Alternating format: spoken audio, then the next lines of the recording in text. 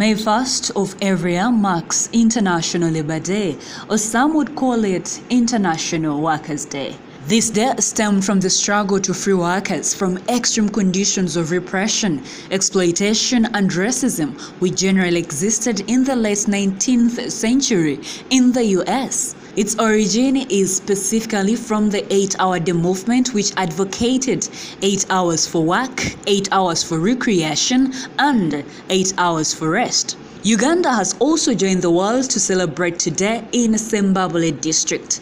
However, as those who are said to be employed laid down their tools to take a rest from their normal duties, there is still an alarming unemployment syndrome in the country. This affecting mostly the youth who every year graduate in thousands from their respective universities or institutions. To curb this, a huge number has resorted to being exported to the outside world to offer services.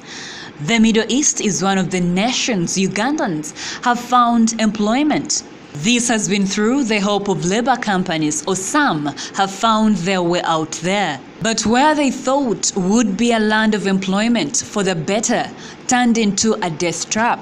Many controversies have risen with those seeking jobs abroad, reporting cases of exploitation and mistreatment, both from their recruiters and employers.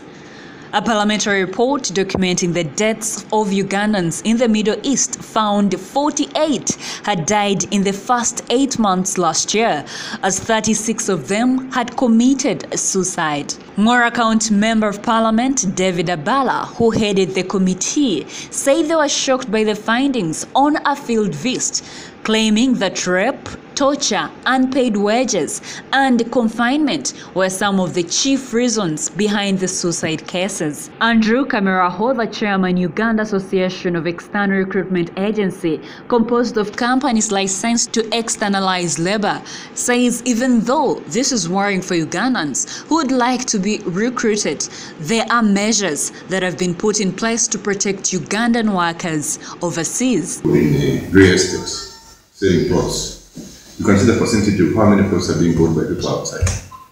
That will give you the correct picture of the benefits of people working abroad. You only look for those negative aspects of situations. But I can tell you the overwhelming majority of the people abroad, people working out there, are not there, under duress. They are there because they are benefiting. You get my point? So the question of slavery is out, completely out. Yes, we agree that in the past there have been a few cases reported of mistreatment, of suffering, and so on. But that is something that is being gotten rid of by both our efforts and the efforts of those governments where people are. Those governments also need to protect the image of their countries. You get it?